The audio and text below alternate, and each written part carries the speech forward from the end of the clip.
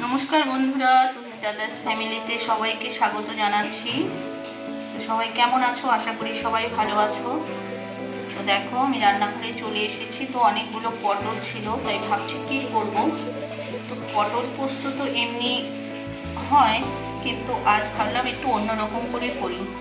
তাই দেখো, পটলগুলোকে আমি এরকম করে কেটে নিয়েছি। এখানে লঙ্কা কেটে নিয়েছি আর এখানে পোস্ত ভিজিয়ে রেখেছি। চলো এটা কি করি তোমরা দেখতে থাকো। পোস্তটা যে ভিজিয়ে রেখেছিলাম আমি, সেটা শিলনোড়ায় ভালো করে বেটে নেব।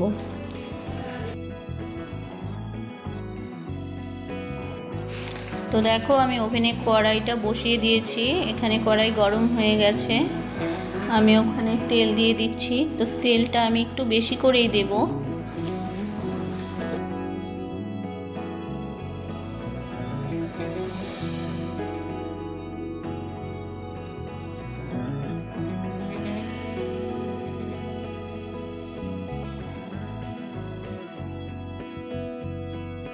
তো এখানে আমি ফোড়নে দিয়ে দিলাম কাঁচা লঙ্কা আর কালো জিরে।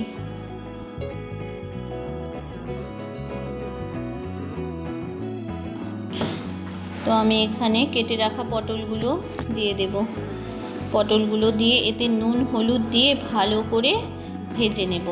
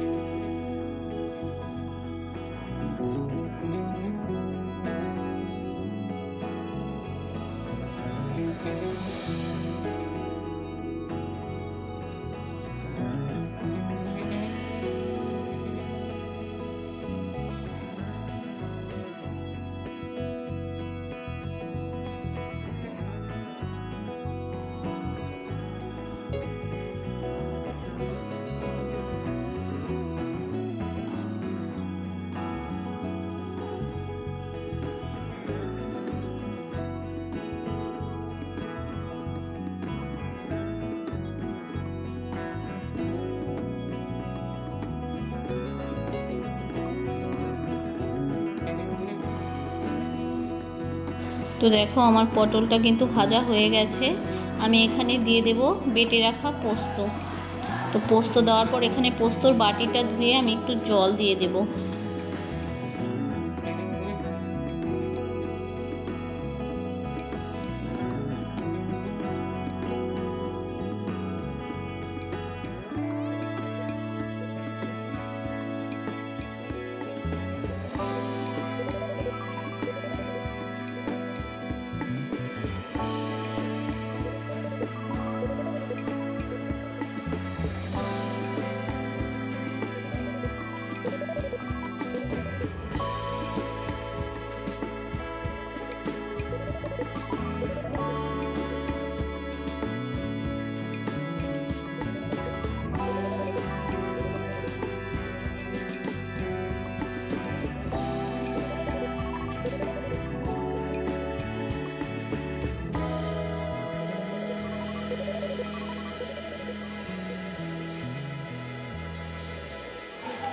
তো দেখো জল দিয়ে আমি কিছুক্ষণ ফুটতে দিয়ে দিয়েছিলাম।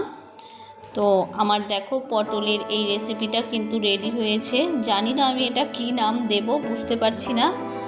পটল পোস্ত না পটলের চচ্চড়ি, কি যে বলবো সেটাই বুঝতে পারছি না।